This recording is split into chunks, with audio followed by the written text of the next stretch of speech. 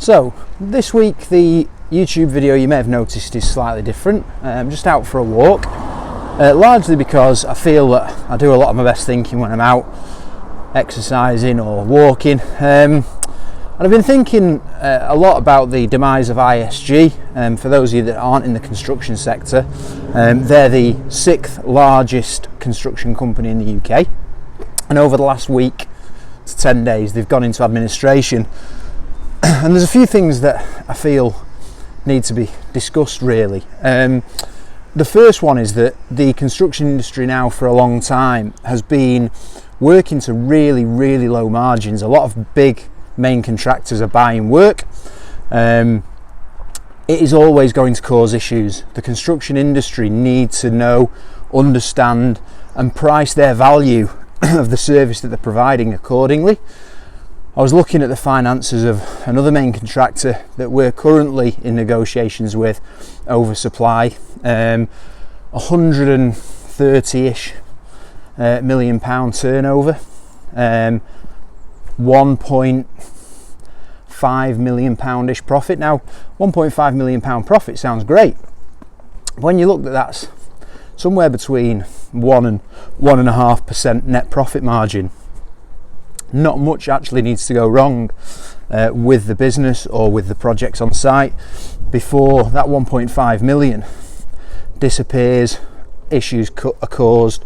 And I think construction for a while now has been in a position where a lot of the main contractors, a lot of the big players are buying work, that they're pricing the jobs very close to the bone. And that obviously has a knock-on effect because everybody else then is doing the same, or a lot of people that compete against them are doing the same.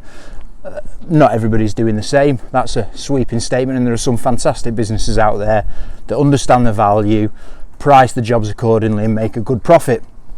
However, it has become a little bit of a race to the bottom, and we need to get away from that. We need to address that, and the construction industry as a whole needs to kick on and stop this race to the bottom mentality and actually look at making good money that their clients are happy to pay because they deliver a good service. So that's the first thing. The second thing is, one thing that it has highlighted is that cash is king. So everybody says that, don't they? Turnover's vanity, profit's sanity, and cash is king. ISG were actually, if you look at their accounts, I believe, a profitable business. They were making a profit. However, they've obviously run out of cash. So making sure that you retain your cash, that you're frugal on costs so that you can be generous in investment is key. Building moats around you. So what assets do you hold as a business that you can leverage against if you are in trouble cash wise? One of the issues that Thomas Cook had is that they had no assets. They sold off all the planes, they sold off all the stores, all the buildings that they owned.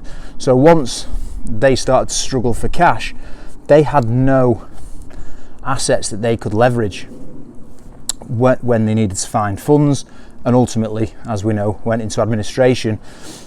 In business, you've got to have assets around you. They protect you as a business, and you can leverage on those. So if you own, if ISG owned their head office, if they owned a lot of assets, if they were struggling for cash, could they have pulled mortgages in to raise cash or loaned money against the buildings that they own? What assets do you own as a business? That's key, and that's obviously going to help you build moats around your business, protect you as a business. If the instance where ISG is concerned, you run out of cash, can you then find funds from somewhere else? And I know there's been claims and counterclaims. ISG were looking for a buyer. The buyer's claiming he came to the table. ISG are claiming he didn't come to the table, he didn't have the funds. It's just very messy. And another point that I wanted to raise that I've been quite vocal on is payment terms. So there's going to be a lot of ISG's supply chain that's going to be affected by this. A lot of the subcontractors that have done work for ISG are not going to get paid. And what we are finding, again in the construction industry especially, is that the main contractors are trying to extend payment terms now to ridiculous levels, 60, 90 days end of month. It's very difficult in scenarios like that, if a contractor goes into financial difficulties, to spot it early enough. And I mean, luckily as a business we haven't been embroiled in the ISG issue. We weren't supplying them, and there were whispers about ISG's financial position 12 months ago, so luckily we've avoided that. However, as a supplier to ISG, or if you were a supplier to ISG, if you're on 90 days end of month payment terms and they're paying on time, and then all of a sudden one invoice starts to slip, or a couple of invoices start to slip, and then it starts to slip a little bit more, it's not far before you're 6 months between doing the work and getting paid, if those payments are allowed to slip. So the first thing I would say is make sure that your debt management systems are in place, so the minute an invoice is late, it's triggered, work is done to resolve that, and it's not allowed to drift, because the more it drifts, the more issues you're going to get into. And if you can take action early enough, you may get paid, because ultimately nobody at ISG, none of the board of directors, I'm confident, wanted to put them into administration. And if you can be front of the queue in making sure that you're chasing up debts, you're getting paid, then you may mitigate some of your risk. You can't mitigate it all. And it is going to have a knock-on effect, and it is challenging now for the industry. But the sort of information that we're getting from our clients and from the market in general is that the market's strong. I know a lot of the 2,000 plus employees that were at ISG that have been made redundant, and that's the human cost of this. There's going to be mass redundancies in the industry, but I know a number of them have already been picked up. They're great people in the industry, and I'm sure they'll go on to bigger and better things. However, I do think the payment terms need looking at. And the last thing I wanted to cover, which, I mean, I'm not really 100% sure on my position on this, which I know for the YouTube video doesn't make great watching, but one of the ISG companies under the umbrella is actually going to continue trading. 6 of them, I believe, have gone into administration. So there's suppliers to 6 of ISG's companies that aren't going to get paid, or would be very lucky to get paid. One of the companies is still going, and I'm not 100% sure on the semantics of that and how I feel about that. I feel like it needs to be harder for that to happen, because there needs to be some accountability. If a company goes into administration, I accept that a business failure shouldn't be the be all and end all, and I accept that it shouldn't mean that that person that's run that business can never run a business again, because look, I'm an advocate that you learn more from your failures and your mistakes than you do from your successes. I've been a big advocate of that for a long time. So to be an advocate of that and then to say, well, if you've run a company that's gone into administration, you should never be allowed to run a company again, completely goes against that. However, I do feel more should be done to protect the supply chain.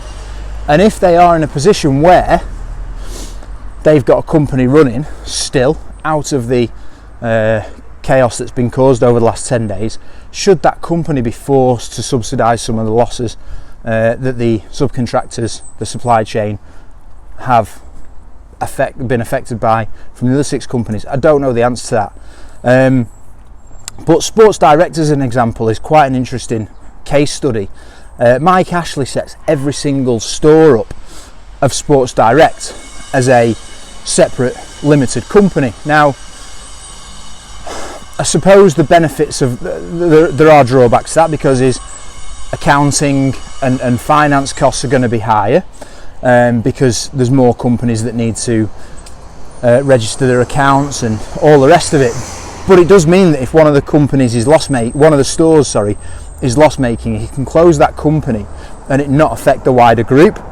Now, obviously, in one hand, that's great because it could potentially protect employment and protect staff. However, it does seem quite easy then to cut a store in Sports Direct's case and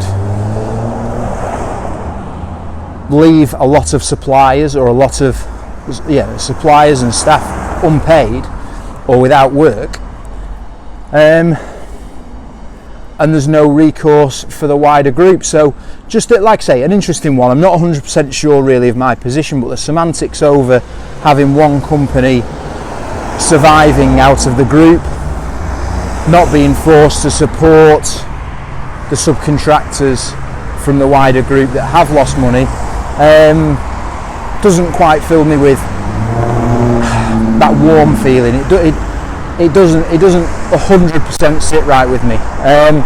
So that's the video for this week. A bit of a ramble, a bit of my musings, but we are a recruitment agency as a business that mainly specialise or do a lot of work within the construction sector, and this is obviously a big story in the construction industry this week, and the ripples will be felt quite widely within the industry, as it would in any industry. If one of the big four supermarkets went into administration, whether that be Tesco or Morrison's or Asda or Sainsbury's, obviously the ripples of that would be felt in the sort of supermarket and the food retail world. So this is going to be felt quite strongly by the industry. The industry is strong, it is resilient and it will bounce back. It just shows again that you need to be able to innovate your business, otherwise you will evaporate. Look at Blockbuster. They didn't innovate, they didn't see the internet coming, they didn't see what Netflix could do, and obviously they ended up losing the business because of it. So you do need to be at the forefront of innovation if you want to survive for years and years and years and change. Just because you've done something one way for many a year, it doesn't mean that's the only way it can be done. So you've got to be the pioneer of change within your business and industry. But yeah, that's the video for this week. Hope you've enjoyed it. If you've got any input that you'd like to add, feel free to put it in the comments below. But most importantly, and I'm on a busy main road now, so I hope you can still hear me, but most importantly, subscribe to the channel, and we'll be back with more of a regular video next week, and we'll see you then.